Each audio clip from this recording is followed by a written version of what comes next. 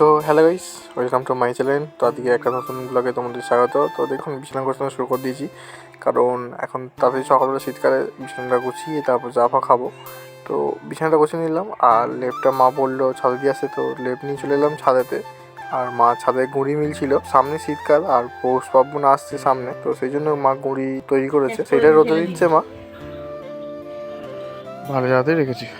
তো তারপর চলে আসলাম নিচেতে মা মুড়ি দেবে বললো, তো মুড়ি খেয়ে যাচ্ছি জয়পুরে। তো জয়পুরে কেন যাচ্ছি তোমরা ভিডিও দেখলেই বুঝতে পারবে। তো এখন বাইক নিয়ে বেরিয়ে পড়েছি, এবার যাবো। তো হয়ে যাচ্ছি জয়পুর, একটু মুড়ি কিনতে যাচ্ছি বন্ধুদের সঙ্গে। তো দেখাচ্ছি জয়পুর, চলো। তারপর বেরিয়ে পড়লাম, বাইক নিয়ে যাচ্ছি ভেতর জয়পুরে। তো ভেতর জয়পুরে যা তোমরা জানো অনেকে, তো একজনদের বাড়িতে ঘুড়ি বিক্রি হয়, তো সেখানে চলে এসেছি ঘুড়ি দেখতে।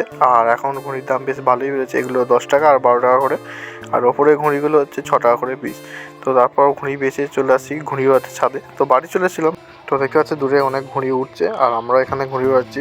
তো আমি আর এই ঘুড়ি ওড়াচ্ছিলাম, তারপর আরেকজন চলে এসেছিলো ঘুড়ি ওড়াতে। ও আমাকে বলছিল কীভাবে কি ঘুড়ি ওড়াতা, তো সেই দেখতে দেখতে ও একটা ঘুড়িকে কেটে দিয়েছে বললো, তো দেখলাম আর নিজেও কেটে গেছে। তো সেই জন্য একটু হাসিও লাগলো। তারপর আর শীতকালের বিকাল, তো তাড়াতাড়ি সন্ধে হয়ে গেল, বেরিয়ে পড়লাম দোকান যেতে হবে, চলো। তো ডিম কিনতে এসেছি দোকানদারতে, তোর মা ওই জন্যই বলেছিল দোকান যেতে। তো আর এসে তো শুনে অবাক হয়ে গেলাম, তো ডিমের দাম 8.5 টাকা করে পিস। তো পুরোই অবাক। তো আজকের মতো এইটুকুই, টাটা।